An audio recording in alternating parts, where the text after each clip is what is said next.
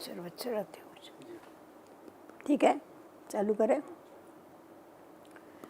ओम शांति। इस पुरुषोत्तम संगम युग पर बेहद के बाबा ने हम बच्चों को पुरानी दुनिया से उठा करके नई दुनिया में ले जाने के लिए विशेष संगम युग के ऊपर बिठा दिया। बाबा कहते, मीठे बच्चे, तुम इस पुरानी दुनिया से न्यारे हो, क्योंकि तुम नई दुनिया का फाउंडेशन लगाने वाले कल्प वृक्ष के फाउंडेशन में बैठ करके सारे विश्व को सुख, शांति, आनंद, प्रेम सर्व की साकाश देने वाले हो। बाबा ने हम बच्चों के ऊपर बहुत बड़ा कार्य रखा है, क्योंकि हमारा बाबा विश्व कल्याणकारी है और हम बच्चे भी उसके साथ विश्व कल्याणकारी हैं। तो विश्व कल्याणकारी होने के कारण जैसा बाबा के अंदर एक ही भावना है कि ये सारे विश्व के बच्चे मेरे बच्चे हैं, इसीलिए बाबा को सदैव बच्चों के ऊपर रहम आता, बच्चों के ऊपर प्यार आता और बच्चों का कल्याण करने की भावना होने के कारण हम बच्चों के अंदर भी वो भावना उत्पन्न करता है। बाबा हम बच्चों से यही चाहते हैं कि मेरे बच्चे मेरे जैसे बने और सर्व को मुक्ति, जीवन मुक्ति की राह बतावे, सर्व को दुखों से छुड़ावे, दुख हरता सुख करता का पाठ बजावे। क्योंकि हमारा बाबा दुख हरता सुख करता है, तो हम उसके बच्चे मास्टर दुख हरता सुख करता है। अभी इतना बड़ा कार्य जब बाबा ने हम बच्चों को दिया है, तो सबसे पहले तो बाबा हम बच्चों को कहता है कि बच्चे, तुम्हें निर्विघ्न बनना है। निर्विघ्न बनने के बाद तुम्हें विघ्न विनाशक बनना है। क्योंकि सर तुम्हें निर्विघ्न बनने से कुछ नहीं होगा, सारी दुनिया के विघ्न विनाश करने वाले तुम ही मेरे सच्चे सच्चे शिव पुत्र गणेश हो, जो सारे विश्व के विघ्न तुम दूर करते हो। तो सबसे पहले हम ये देखते हैं कि हमें निर्विघ्न किन किन बातों में बनना है। जब हम खुद निर्विघ्न बनेंगे तभी विघ्न विनाशक बन करके सारे विश्व के विघ्नों को दूर कर सकेंगे। तो सबसे पहले हम देखते हैं कि ब्राह्मणों के अंदर व्यर्थ संकल्पों का जो विघ्न है, उस विघ्न का बड़ा जोर रहता है और जिसके कारण अपनी शक्ति, अपना समय, अपना स्वाद जो है वो वेस्ट करते हैं। तो बाबा ने इसके लिए हम बच्चों को बहुत अच्छी युक्तियाँ बताई हैं कि बच्चे अपने संकल्पों को श्रेष्ठ बनाने के लिए, अपने संकल्पों को सफल करने के लिए तुम्हें संगम युग के महत्व को हमेशा ध्यान में रखना है। संगम का एक सेकंड गया अर्थात 21 जन्मों में से तुम्हारे कितने बरस वेस्ट चले गए, कितनी तुम्हारी प्रारब्ध कम हो गई। अगर इस बात को तुम समझ लेते हैं, जैसा एक सेकंड में जीवन मुक्ति मिलती है, वैसा एक सेकंड में अगर हमारे संकल्प वेस्ट जाते हैं, समय वेस्ट जाता है, तो हमें घाटा भी बहुत बड़ा पड़ता है। तो इसीलिए समय को सदैव सामने रखते हुए, उसकी वैल्यू को जानते हुए हमें सदैव पॉजिटिव संकल्प, श्रेष्ठ संकल्प करने हैं। तो बाबा कहते हैं कि बच्चे एक छोटी सी बात सदैव याद रखो कि ये जो व्यर्थ संकल्प लाने वाली है, ये माया है। तो इसीलिए माया को गेट आउट करो और अपने को सदैव गेस्ट हाउस में समझो। तो जब अपने को तुम गेस्ट हाउस में समझेंगे, गेस्ट हाउस से कभी भी किसी का दिल नहीं लगता है। सदैव गेस्ट हाउस में जो जाके रहते उनको याद रहता है कि हमें अपने घर जाना है, उनको घर याद आता है। तो तुम भी अपने को जब गेस्ट हाउस में समझेंगे तो तुम्हें अपना घर याद रहेगा, तुम्हें तात लगी रहेगी कि हमें वापस अब अपने घर जाना। क्योंकि बाबा ने हम बच्चों को ये अनुभव कराया कि ये जो पुरानी दुनिया है ये तुम बच्चों के रहने के लायक नहीं। जब हमारे रहने के लायक ही नहीं है तो हमारे को ज़रूर इससे न्यारा रहना है और सदैव बाबा की याद में रह के अपने संकल्पों को श्रेष्ठ बनाना। तो हम लोग देखते हैं कि माया जो है वो अलबेलापन और आलस लाती है। इसीलिए बाबा कहते हैं कि बच्चे तुम सोल्जर है, माया के साथ युद्ध करने वाले हैं। सोल्जर में हमेशा चुस्ती होती है, वो सदैव अलर्ट रहते हैं। अगर अलबेलापन आ जाता है, अगर आलस आता है तो बहानेबाजी चालू हो जाती है। फिर ऐसा उसने किया इसलिए ऐसा हुआ, ये बात ऐसी हुई इसलिए ऐसा हो गया, तो खुद को चेक न करके बातों को और व्यक्तियों को देखते हैं। इसीलिए बाबा कहते हैं कि हमेशा चुस्त रहो और सदा तंदुरुस्त रहो, अपने ऊपर सदैव अटेंशन रखो। तो क्या होगा, जब तुम चुस्त रहेगे, बहानेबाजी से मुक्त रहेगे, तो तुम्हारी जो शक्तियों की लीकेज है, तुम्हारे जो संकल्पों की लीकेज है वो बंद हो जाएगी। क्योंकि आज के समय हमें बचत खाता करना है संकल्पों का और शक्तियों का। जब तक हम इससे मुक्त नहीं होते हैं, व्यर्थ संकल्पों से अपने अंदर समरथ संकल्प नहीं उठाते हैं, तो हमारी स्थिति भी समरथ नहीं बन सकती है। तो ये जो व्यर्थ संकल्पों का विघन है, इसको हटाने के लिए बाबा ने हमें बहुत बड़ा ज्ञान का खजाना दिया है, जिसका मनन चिंतन करने से हम इन व्यर्थ संकल्पों को हटा सकते हैं, बहानेबाजी को छोड़ देते हैं और हमें करना ही है, हमें व्यर्थ संकल्पों से मुक्त होना है। इस दृढ़ संकल्प के द्वारा हम खुद को परिवर्तन कर सकते हैं। हमें ये भी मालूम है बाबा ने हमारे अंदर ऐसी शक्ति भरी है।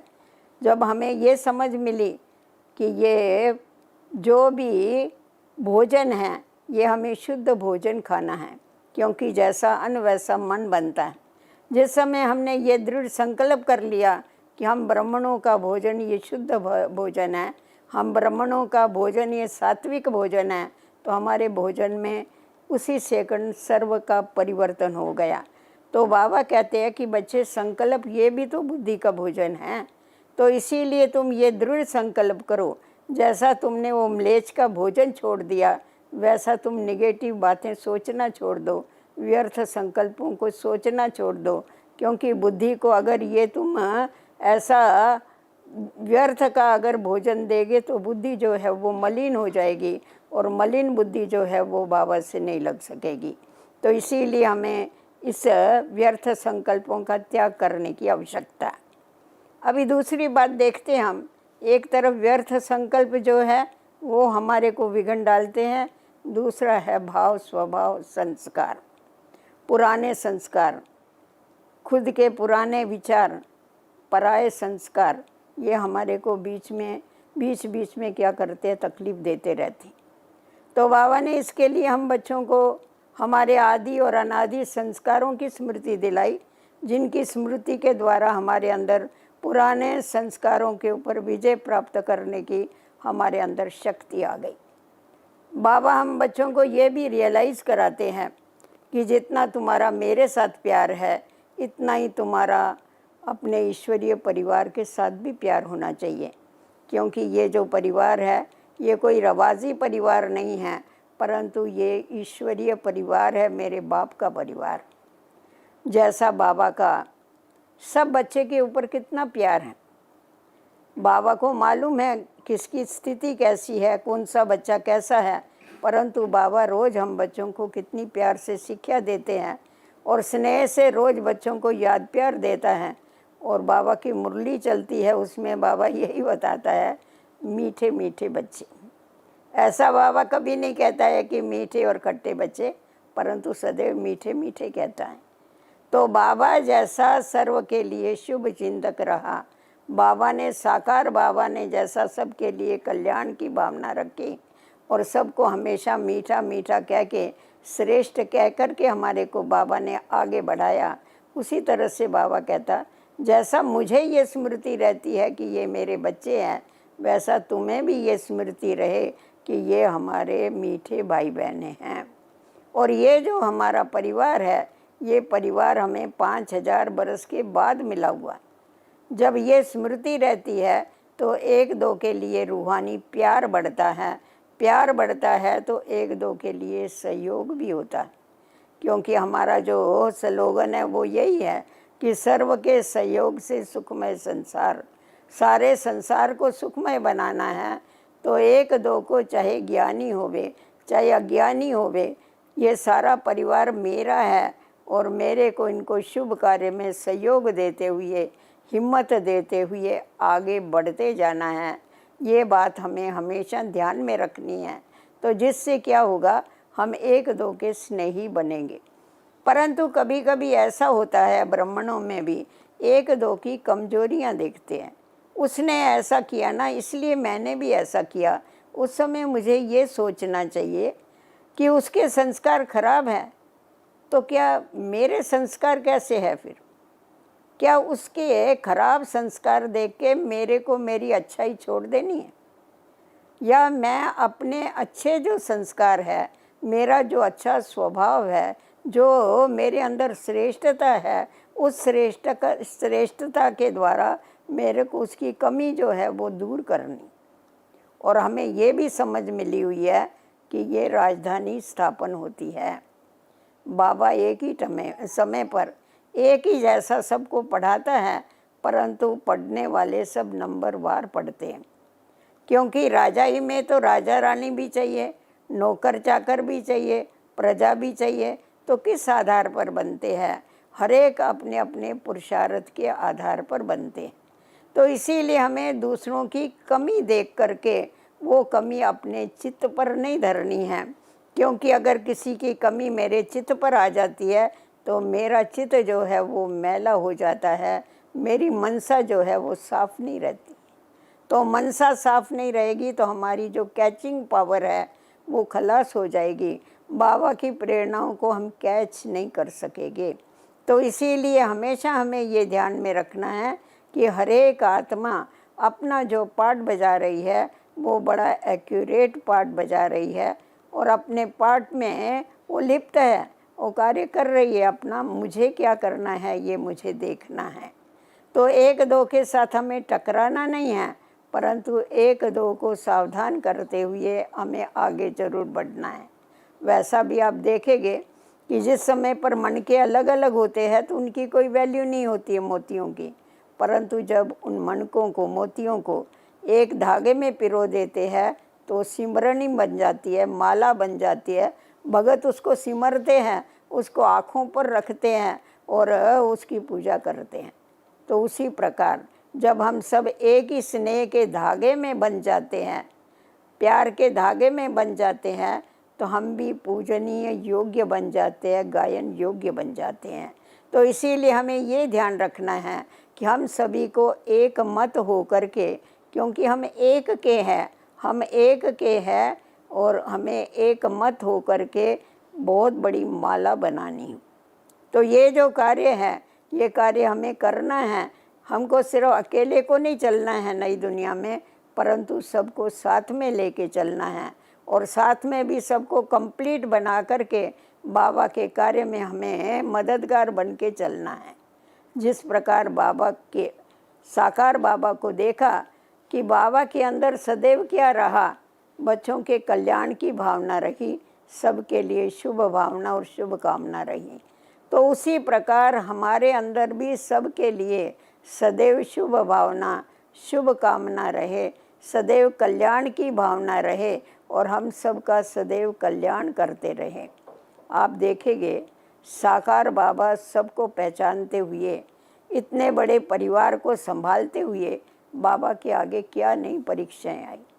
बच्चों की भी परीक्षाएं आई, जो घर में रहने वाले उनकी भी परीक्षाएं आई, बाहर जनता की भी परीक्षाएं आई, सबकी परीक्षाएं आई। परंतु बाबा ने सबको अपना समझा, अपना समझ करके उनको माफ़ किया।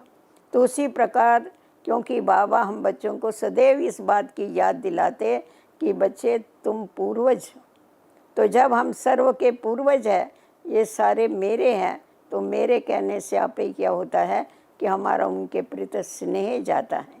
तीन बातों को जब हम याद रखते हैं तो कभी भी किसी के लिए नफ़रत, किसी के लिए वैर जो है वो हमारे मन में नहीं आता है, परंतु सबके लिए शुभ भावना और शुभ कामना रहती है, जिसके आधार पर हम क्या करते हैं, सर्व का उद्धार करते हैं। तो बाबा कहते हैं बच्चे तुम्हें सबको रास्ता बताने का काम करना है, क्योंकि तुम सच्चे सच्चे गाइड हो। तो इसीलिए खुद अच्छे रास्ते पर चलो, खुद श्रेष्ठ बनो और दूसरों को भी श्रेष्ठ बनने का रास्ता बताओ। तो जिस समय पर आप देखो लास्ट में भी जब बाबा अव्यक्त बन रहे थे, सारा जीवन तो बाबा ने हम बच्चों के पीछे इतनी मेहनत किया, परंतु अव्यक्त बनने के समय भी बाबा हमें कितनी बड़ी शिक्षा दे के गए कि निराकारी भव, निरंकारी भव और संपूर्ण निर्विकारी भव। क्योंकि जब निराकारी स्थिति में हम स्थित रहते हैं तो भाई भाई की दृष्टि पक्की हो जाती है, और जब देह के अभिमान में आते हैं तो एक दो की कमियां दिखाई देने लग पड़ती है। देह अभिमान के कारण एक दो के साथ वैर विरोध होता है, देह अभिमान के कारण एक दो से मतभेद पैदा होता है। इसीलिए बाबा ने लास्ट में भी हम बच्चों को यही पाठ पक्का कराया कि निराकारी भव, निराकारी स्थिति में स्थित हो जाओ तो ये जो भी कमियां हैं ये सारी निकल जाएगी। उसके बाद बाबा ने कहा निरंकारी भव। जैसा हम देखते हैं मम्मा को सदैव याद रहा कि हुक्म ही हुक्म चलाए रहा, सब कुछ जो करता है वो करने वाला कर रहा है और हम कठपुतलियाँ नाच रही। करण करावन हार स्वामी वो हैं। बाबा ने भी हमेशा यही पाठ हमें पक्का कराया कि करण करावन हार स्वामी जो है वो कराता है और हम सभी चल रहे हैं, वो हमें चला रहा है। तो इसीलिए किसी भी बात का अभिमान नहीं करो, अहंकार नहीं करो, परंतु आप क्या करो, सदैव शुद्ध अभिमान रखो कि हम कौन हैं, हम सर्वशक्तिवान के बच्चे हैं। इस बात की स्मृति रखो, ये स्मृति रख कर के आगे बढ़ते रहो। बाकी लास्ट जो बाबा ने कहा कि संपूर्ण निर्विकारी बनो, क्योंकि हम संपूर्ण निर्विकारी नई दुनिया स्थापन कर रहे हैं, इसीलिए इन विकारों का त्याग ये बहुत ही आवश्यक है। तो बाबा ने कहा कि किसी भी विकार का अंश तुम बच्चों में नहीं होना चाहिए, अगर अंश होगा तो वंश बनने में देरी नहीं लगेगी। तो इसीलिए हम छोटी छोटी जब बातें होती है, छोटी छोटी हमारे अंदर कमियां होती है, तो हम उसको चला लेते हैं, अरे जाने दो ये छोटी सी तो कमी है। पर बाबा कहता है जब पास विथ ऑनर होना है तो तुम्हें संपूर्ण बनना है, संपन्न बनना है। जब तक संपूर्ण और संपन्न नहीं बनेंगे तो आप पास विथ ऑनर नहीं बन सकेंगे। इस बात का तुम बच्चों को ध्यान रखना है। तो हम ये हमेशा ध्यान में रखें कि जैसा साकार बाबा ने किया, जैसा हमारी दादियों ने किया, हमने जानकी दादी को देखा, प्रकाशमणि दादी को देखा, और दादियों को भी देख रहे हैं कि कितना निरंकारी होकर के और हम सेवादारी हैं, इस भावना से सर्व की सेवा किया। आज बाबा भी, निराकार बाबा भी ये कहता है कि मैं तुम्हारा ओबीडियंट सर्वेंट हूँ। तो बाबा में कितनी निरंकारिता है, क्योंकि वो निराकार है। इसीलिए हम भी निराकारी स्थिति में रहते हैं, तो हमारे अंदर भी वो निरंकारिता भी आती है और संपूर्ण निर्विकारिता भी आती है।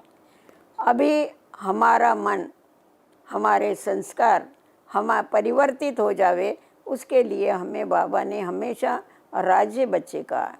बाबा हमेशा ये फ़क्र रखता था, अरे ऐसा कोई बाप होगा जिसके सब बच्चे राजे बच्चे हो गए, तुम सब मेरे राजे बच्चे हो, तुमको मैं डबल राजा बनाता हूँ, इस संगम युग पर तुम्हें स्वराज अधिकारी बनाता हूँ और भविष्य में तुम्हें मैं विश्व का राज देता हूँ। तो बाबा ने जो इतना बड़ा टाइटल हमें दिया कि हम स्वराज अधिकारी है, तो हमको ये देखना है कि हम सचमुच स्वराज अधिकारी हैं। बाबा के द्वारा बुद्धि का योग लगा करके हमने अपने अंदर शक्तियाँ भरी हैं। वो जो शक्तियाँ हैं, जिस समय जिस शक्ति की आवश्यकता है उसको ऑर्डर करने के बाद सचमुच वो शक्ति हाजिर होती है। अगर नहीं होती है तो इसका कारण क्या है?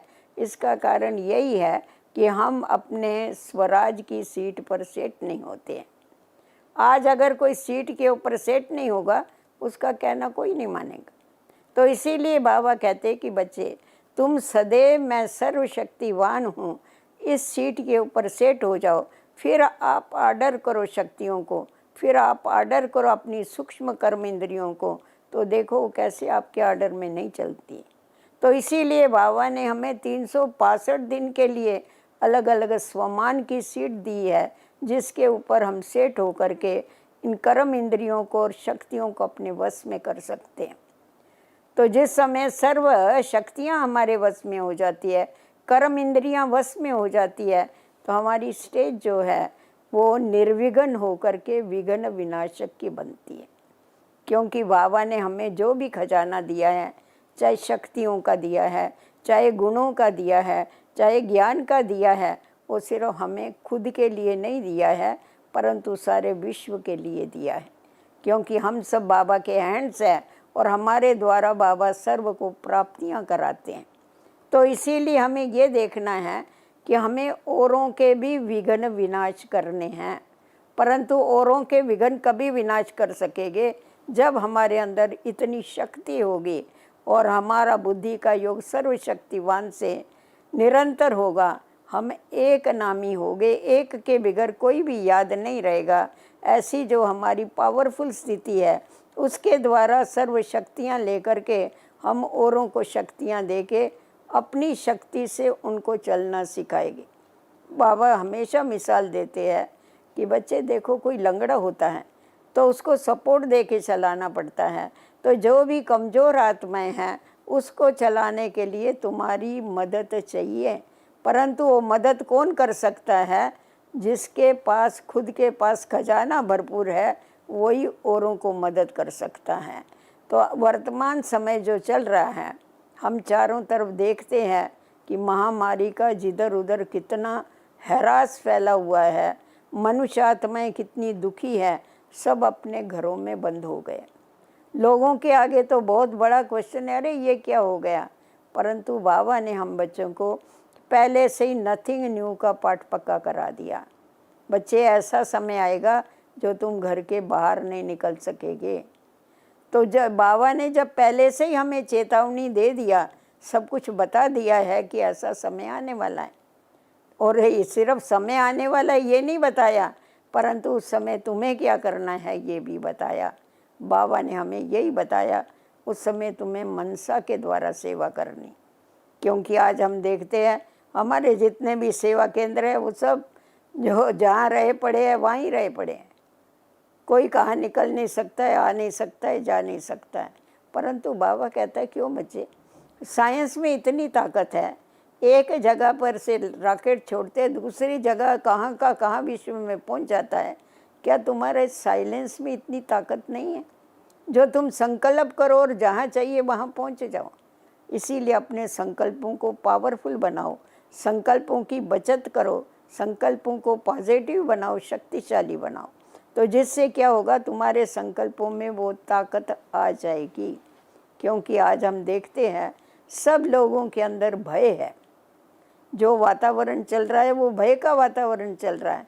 इसीलिए हम देखते हैं कोई कहाँ फंसे पड़े, कोई कहाँ फंसे पड़े हैं।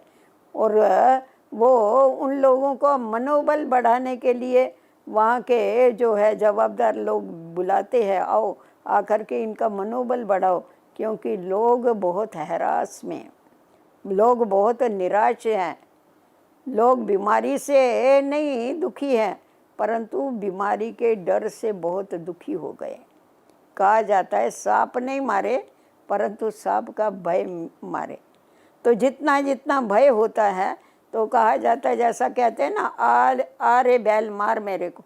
बैल रास्ते में से जा रहा है, उसको बुला रहे आप मेरे को मार। तो ये ऐसा बीमारी है नहीं, परंतु लोग समझ रहे पता नहीं मेरे को बीमारी नहीं लग जावे, पता नहीं मेरे को ऐसा नहीं हो जावे। ये जो पता नहीं करते हैं ना, तो जैसा कि बीमारी का आह्वान करते।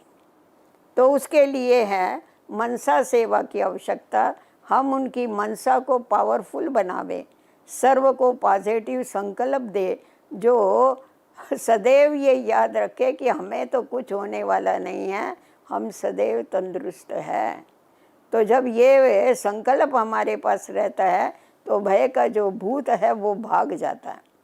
तो बाबा ने आकर के भूतों को भगाना सिखाया क्योंकि भय का भूत जो है वो भी बहुत दुखी करता है मनुष्य आत्माओं को। तो जब बाबा ने हम बच्चों को नथिंग न्यू का पाठ पक्का करा दिया, तो हमारे सामने जो भी सीन आती है तो हमें ये याद रहता है कि ये कोई नई बात नहीं है, ये तो कल्प कल्प होता आया है और होता ही रहेगा। अगर ये याद है तो हमारी जो स्थिति है वो सदा के लिए अचल रहती है, अडोल रहती है, और हमारी स्थिति औरों को भी अचल बनाने के लिए मददगार बनती है। तो इसीलिए हमें सदैव ये बात याद रखनी है, और सदैव ये भी याद रखो कि वारे मैं, वारे बाबा तो है ही है, परंतु वारे मैं, वारे मेरा ये परिवार, और वारे बाबा का कार्य जो देखो बाबा कैसा करा रहा है। और बाबा ने हम बच्चों को गारंटी दी हुई है। बच्चे, शास्त्रों में भी गायन है कि सारी सृष्टि, सारे मटकों के खोरे को आग लगी, परंतु जिसमें बिल्ली के पूंगरे थे वो बच गए। तो हम तो उसके पूंगरे हैं, बच्चे हैं, तो हम तो ज़रूर सेफ ही सेफ है। इसीलिए हमेशा अपने को बाबा की गोदी में समझो, बाबा की छत्र छाया के नीचे समझो। तो जो बाबा की छत्र छाया के नीचे समझ के चलते अपने को, जो बाबा की गोदी में बैठ कर के चलते हैं, तो माया तो वहाँ कभी आ नहीं सकती, कोई भी प्रॉब्लम आ नहीं सकता। क्योंकि कोई भी विघ्न आता है तो विघ्न हमारी लगन को बढ़ाता है। तो ये जो समय हमारे को अभी मिला हुआ है, ये अपनी लगन को बढ़ाने के लिए है, अपने ऊपर अटेंशन देने के लिए है, अपने को परिवर्तन करने के लिए है। क्योंकि बाबा तो हमेशा हम बच्चों को स्व उन्नति और विश्व परिवर्तन, इन दोनों का बैलेंस रखने के लिए हमेशा ही ताड़ना देते हैं, परंतु हम लोग क्या करते हैं, अपने ऊपर कम ध्यान देते हैं और दुनिया की तरफ ज़्यादा ध्यान देते हैं। इसीलिए ड्रामा प्लान अनुसार इस संगम युग पर हमें ये समय मिला है, जो हम एकांत में बैठ करके बाबा से सर्व शक्तियाँ लेवे, बाबा के द्वारा सर्व प्राप्तियाँ करे, सर्व बाबा के जो भी संबंध है उसका अनुभव करे, अपने गुणों का अनुभव करे अलग अलग। तो जिससे क्या हो जाएगा, हमारे अंदर तो शक्तियाँ जमा होती जाएगी, परंतु सारे विश्व को भी उसकी साकाश मिलेगी, उनको भी हम पावर दे सकेंगे, और उन आत्माओं को भी हम दुखों से छुड़ा सकेंगे। क्योंकि हमें मालूम है कि अभी जो हो रहा है ये तो थोड़ी सी रिहर्सल है, आगे जब फाइनल होगा तब उस समय क्या हालत होगी। तो ऐसे समय पर हम जो बाबा के बच्चे हैं, हम ही सबको आगे बढ़ाने वाले, सबका उद्धार करने वाले हैं, क्योंकि हम विश्व कल्याणकारी बाबा के बच्चे हैं।